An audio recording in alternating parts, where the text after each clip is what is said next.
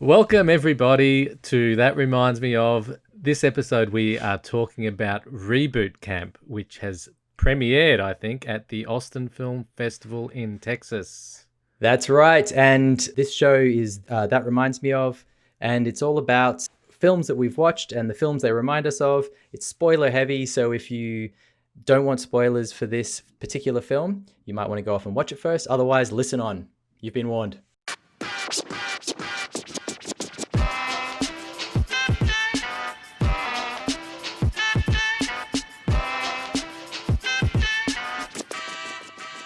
Reboot Camp, Baron. Did you have high or low expectations of this film? I had relatively medium expectations. I don't know. How lame is that? I know. You're Look, not taking a side. I really didn't know. I actually had no idea. I saw, wait, was there a trailer for this? I can't remember if we saw the trailer. Yeah, there was. There was. I think the trailer looked like it could be okay, but it also looked like it could be not okay. It was one of those. I was definitely on the fence coming in. I think that's why I asked the question, because I was on the fence as well, and I could have made a case for how it was going to be wonderful or terrible, and I was just interested in what your going in state of mind was. Okay, what hooked me was the premise. And Yes. actually, tell you what, let's just do it. Let's get straight into a synopsis, shall we? And then that'll get the premise across, and then we can get into details. We don't mess around on this show. We don't mess around. Reboot Camp. Okay, so this really is a mockumentary, this film. It's a mockumentary about two brothers who decide to create a cult in Hollywood and attract a whole bunch of followers. I think that they think it's going to be small to start with. But the point of it is that they want to create a cult, get these followers in, get them hooked, and then reveal to them and via this documentary, the world, that this is how easy it is to hook people into cults. And it's a sham, and it's something that's happening all over the world. I think they start off by saying 1% of Americans are in a cult. So this is part of their reasoning for doing it. It's supposedly altruistic. And the younger brother is Danny. He's a filmmaker. So he's interested in making the documentary that's going to, elevate his career. His brother, Seymour, who then plays the character Gordon St. Pierre, who's the sort of guru leader of the cult, is a little harder to understand. I think he's semi in it because he just wants like an acting gig, and maybe wants to make something with his brother. He's had a bit of a rough separation from his wife, and I think he's just looking for the next thing to do. Maybe it's hard to really know what his motivations are. Yeah. And all of that at first goes fairly well, swimmingly well, I would say. They get their little cult happening, and things seem to be happening just a little too easily. And in the mix of this is a lot of cameos from Hollywood stars that you don't know the names of these people, but you know their faces. Probably the only one you know the name of is Ja Rule, right? And then while all of this feels a little bit odd and you're kind of going for the ride, it doesn't really kick off, I think, until the story kicks off. And that is really when they run into some funding problems. And the only way they're going to get more money out of the producer is to hire the producer's cousin or niece or niece. Relative. And she comes in. Sexy relative. Sexy sort of B-grade Hollywood relative, Claire. She comes into the mix, and suddenly she's almost like within minutes seeing the money possibilities behind this sham of a cult, and starts driving a wedge between the two brothers and causing all sorts of chaos. And it goes off on its wild little ride from there. I think that covers it.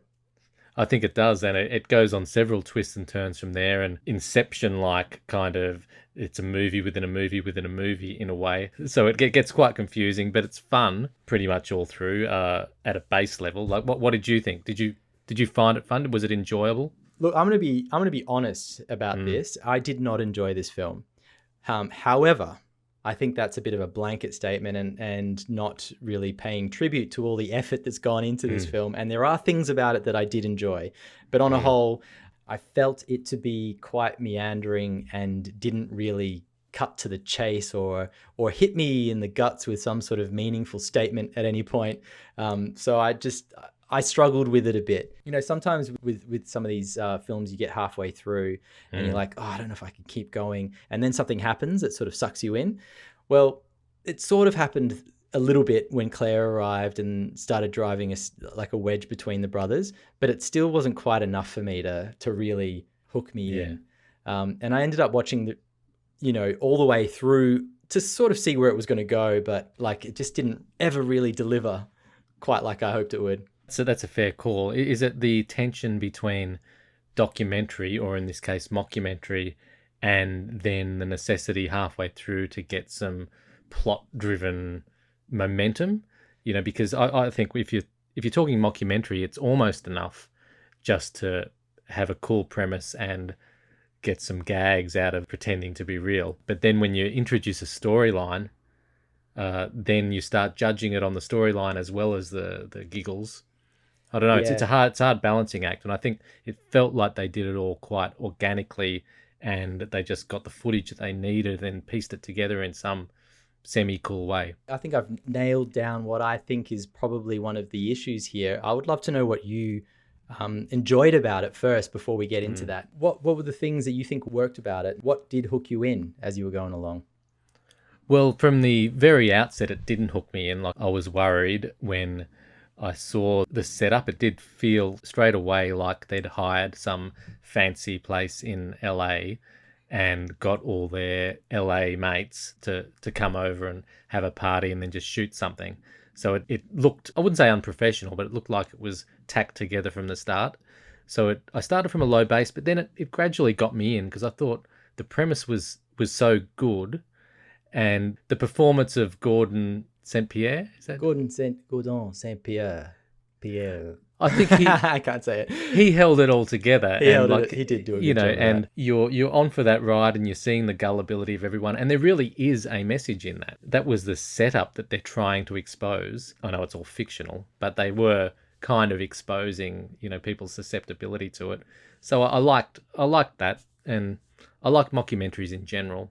I like mockumentaries in general too. Okay, so here's what got me about it. It really proved to me that fact actually is stranger than fiction in a way. And I just got a real sense of that. Like, I've recently seen Wild Wild Country and Going Clear, documentaries like this, right?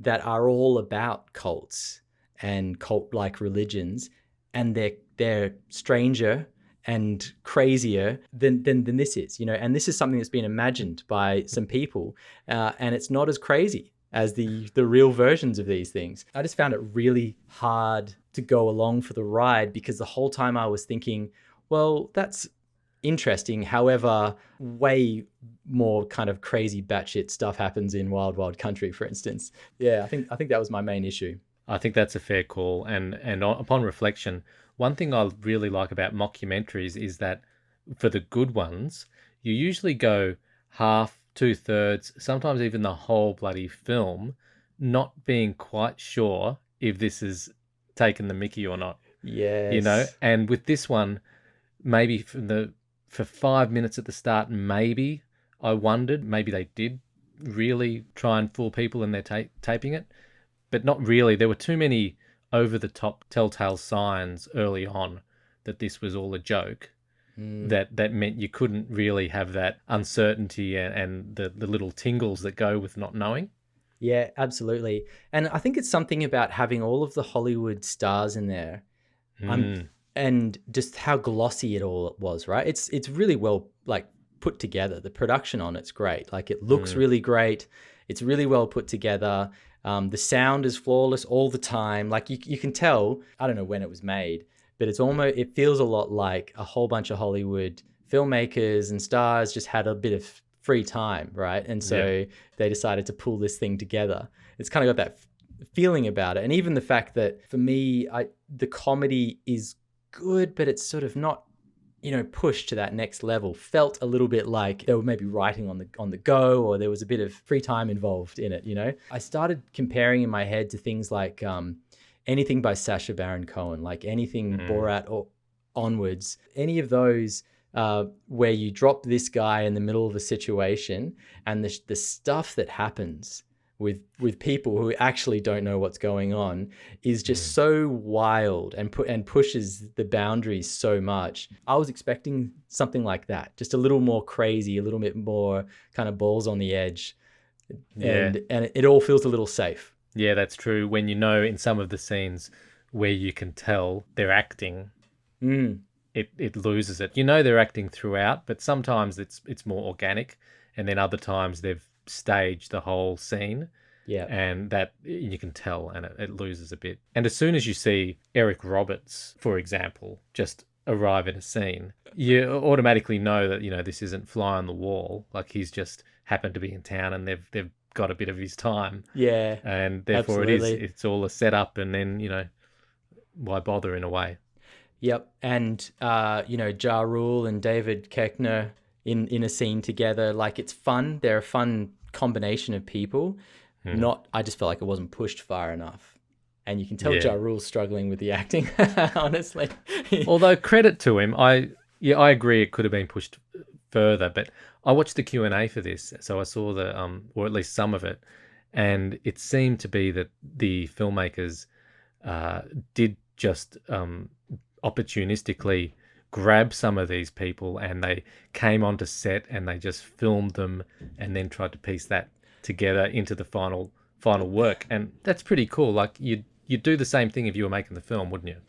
It's tough, isn't it? Because I really respect that kind of filmmaking and that gumption to just, you know, grab people and pull them in.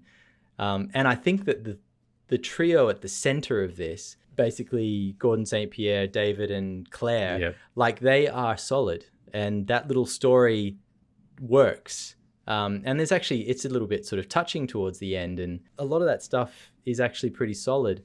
I think maybe if this was filmed somewhere else, seemingly on a lower budget with less recognizable stars, you might come at it and approach it slightly differently. It's funny that, isn't it? It's sort of like there's a perceived quality that needs to come with all of the stars, even though that actually has nothing to do with anything, really. You know?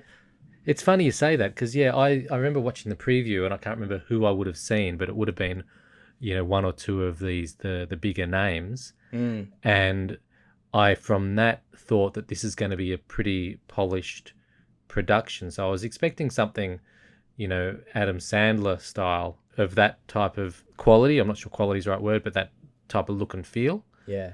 And then when I jumped straight into it, and it did look like someone with their mates all hiring out an Airbnb, I wouldn't say I was disappointed, but it took me off guard. It wasn't what I'd expected. And then gradually, then you get all the big names come in, and that you have to readjust your thinking again.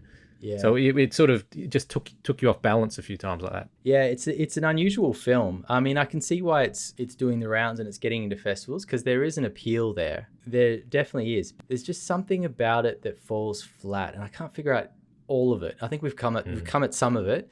And for instance, like for me, a good example, a good indicator is Edith. It looked like it was going to be fun. I said, Edith, you might want to watch this one with me. Edith being your wife. Edith being my wife. Who haven't, yes. Yeah, absolutely. Thank you. We're sitting on the couch together, and within a minute, she's like, "Oh, Ja Rule's in there." And I was like, "Yes, he is. Maybe you might like this one. We'll just see what happens." And then 5 minutes later, I can see she's just like, "What is this?" And then 10 minutes after that, I'm like, "So what do you think so far?" And she's like, "No, you're gonna have to watch this one on your own." So like, she was out, you know. And we've talked a little bit about sort of some of the crowd pleasing types of films. I think this one's the sort of film that you hope at a festival kind of gets the whole room laughing, and I don't know if it would achieve that. It was very LA, wasn't it? Very, yeah. Maybe also a couple Aussie guys, we just, you know, missing something here. Maybe. Yeah, that's possible. Maybe. Well, we're astute enough to see that it's very LA, and that, you know, perhaps some of the jokes are very LA, but they seemed like they had a blast filming it. And I can imagine, you know, if it were our film, I think we'd be thrilled with it. The whole experience of making it. I think they all did live in that house, which might have been Frank Sinatra's old house or some crazy backstory like that. Really? some, I could be getting it wrong, but there's some significance to the house. Wow. And they all stayed there and room shared, and it was just like a big party atmosphere. And if you tie that in with some ad-libbing along the way and opportunistic sort of shots, and then visits by celebs and trying to include them, that would have been just all pretty fun. And then to have a movie at the end of it that fits together, it works. It works does. as a It film. has an arc. I think that's a triumph of sorts, you know, even if we've got criticisms. Look, I think you're right. That would be so much fun. So much fun. That whole experience, living in the place, having celebrities coming and going, piecing this thing together. You know what I think they needed? Now that we're talking about it on this level, What they needed, you or me, as you know, on set, perhaps. No, this is not anything we could have helped with. I think they needed a writer's room of just funny writers. You know, they needed maybe to add to their set or their location an extra room with just 2 or 3 funny writers that were just knocking out jokes for the different characters that they could try, plus more ad-libbing. I mean, maybe all that happened, but it just feels like maybe it needed that extra level of comedy, extra level of craziness, just to take it that step further, that would have, you know, made the whole thing more of a crazy fun ride. Yeah, good call. Do we want to get into reminds me ofs? Yes, I don't have loads, but I will mention one made by a filmmaker in Perth, actually, a mate of mine, Aaron McCann. I know. He made a film called Top Knot Detective. It's a mockumentary. It's about a Japanese actor who was in a cheesy monkey kind of style show about a detective, a Japanese detective. It's sort of like a samurai film noir thing. And and then it shows old footage, which they lovingly created this fake show that was meant to be done in the late 70s, I think. And then it also shows his whole career and like the downfall of the actor's career, his like troubles with drugs and different women, and, you know, potential murders and all. It goes, you know, crazy, and it's done really, really well. And I know these guys spent, you know, a long time, more than a year, I think, just working on this thing and piecing it together in all the little crazy pieces of it. That's the sort of stuff that really works when it works well. Yeah, absolutely. How about you? Well, mockumentary wise, like, you could basically reel off any mockumentary and compare it favorably or otherwise. The ones that I thought of were American Movie. Have you seen that? No. Where it's a guy that I think he had some footage of him and mates making a movie when he was younger, and then did a sort of mockumentary thing of the making of the movie. I can't even remember, but it was a really good. And it was one of those where you're not sure sometimes. You're just not sure where the line between reality and taking the mickey is. Love it. So that was one for me. You know, the Gordon St. Pierre actor David Lipper, he really reminded me of Rob Schneider. Yes. Like, good one. The way he did the sort of French Canadian guru just seemed like it should have been Rob Schneider doing that, you know, like it. And then I started thinking anything Rob Schneider, you know, that's what it reminds me of. That's so good. Yeah, it's that sort of style, isn't it? Yeah. And I said Adam Sandler before, and like, yeah, they're the same, in the same sort of ecosystem, aren't they? Absolutely, exactly. Any others for you? I've got a few I can reel off, none that are very deep, but let's see. There was a Netflix show, Flat Earth. No, it's not Flat Earth. Behind the Curve. It was about flat earthers. Was that great? Yeah, I haven't seen it. That is the same category of film or whatever it is that you can't really tell if it's true or not. I think it actually was true. Oh wow! But whether you've got American Movie that is completely fake or Behind the Curve that is probably true, they both work for me, because in both cases I'm trying to work it out and I can't work it out. This one was too easy to work out, and therefore the mystery goes. Yeah, it was, wasn't it? You knew straight away. You could see, you know, beyond the veil like really quickly with that one. Despite all the other, you know, good filmmaking that's in there, you just kind of knew, didn't you? You could feel it. So this is kind of a weird one, but Yeah, Darren Brown, that sort of magician that does the big. I love Darren Brown. You loved it, yeah. Keep talking. All Keep right, cool. talking. So he did a series. I don't know where I saw it. It might have been Netflix. I'm not sure, but he did a series where he basically recreated crazy events and would like convince one person at the center of it that it was real, and he'd have these actors all around them doing it. Like one of them was a zombie apocalypse, and the whole point was to get this one guy to just totally believe that he's in the middle of a zombie apocalypse. And I think he had to risk his life and save someone from zombies. That was sort of like the end goal. Another one was to get someone to push somebody off a building by convincing them that these people, that one of the characters was like really evil or bad in some way. I thought about that a bit because this whole premise feels very similar, like, except you've got these three people at the center and they're trying to convince a whole group of people that they are gurus and it's for real. And then it gets kind of blurred, like whether or not they can now tell them that it's not real, because even when Gordon St. Pierre tries at one point to tell them it's not real, like no one believes him. That's true. Yeah. Well, that's a good segue into a couple that I've got along those lines.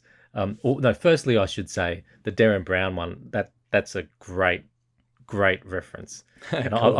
I've seen all of them, and they are just so.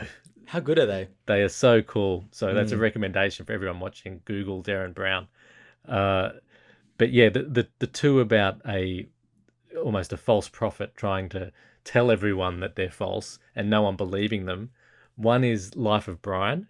Yeah. He's not the Messiah. He's a very naughty boy, and yet they still treat him like the bloody Messiah. Yeah. And another one is Umbrella Academy, where you've got, I can't remember what the character's name is, but the guy with the long hair.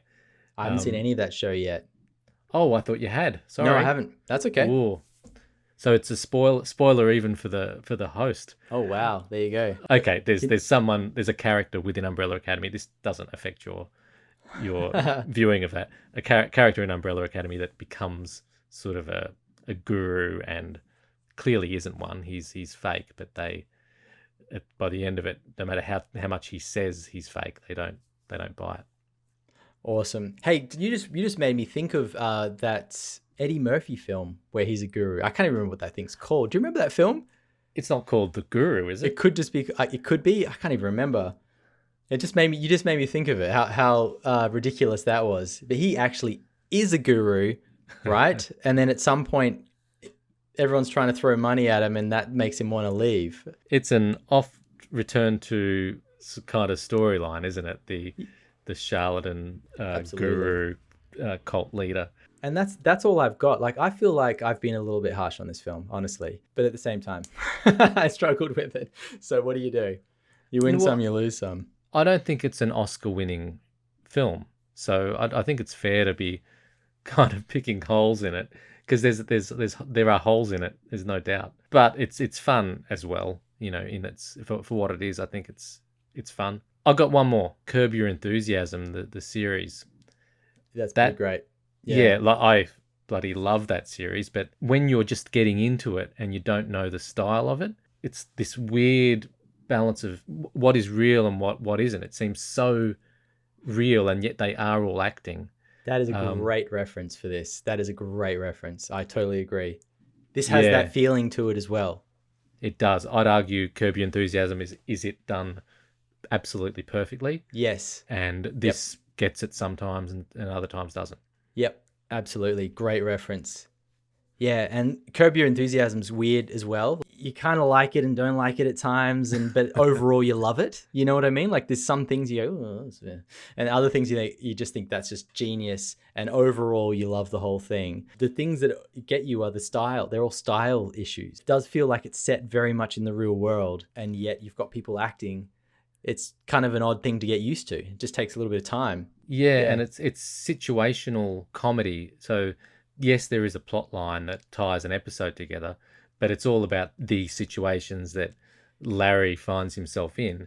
Yeah, absolutely. And in a way, that's the only way I think to watch Reboot Camp. They've thought up some funny scenario, and you just watch it play out, and you get the giggle out of it. And yes, there's something that brings it all together, but that doesn't really matter. I wish we could be at Austin and sit in the cinemas and watch how Mm. these films landed with audiences, because that's a totally different thing. Like, we're watching them in our own living rooms, right? Sometimes, a film like this in a crowded cinema kills, and you have to be there in that space with all the people, and the laughing is infectious, and that's part of the whole festival experience, which we're of course just missing out on entirely. So I would love to have been, for all the films we're watching, to have been in those cinemas just to see how the rest of the audience responded. That's so true. That shouldn't matter, should it? But it bloody does. And Totally does. You get just blown away by the oohs and ahs and the giggles. You just assume that that's correct. Absolutely. And it also goes both ways. Like, I've been to festivals where films just die in the ass in the cinema in front of a crowd, and then they have the Q&A afterwards, and you've got the filmmaker has to get up there on stage and answer questions. So it can go either way, but generally, I think the audience, particularly at festivals, people are keen to enjoy the films. Like, I think you usually have a pretty good audience. Yeah, cool. Well, I give this a good solid pass. It didn't blow me away, but I thought it was worthy of a spot. I will give it less than a pass, but I think it's still worthy of a spot. Good. Well, we've got a couple of films left, so I'll see you on the next one, Baron. Brilliant. Cheers, Doc. Catch ya. See ya.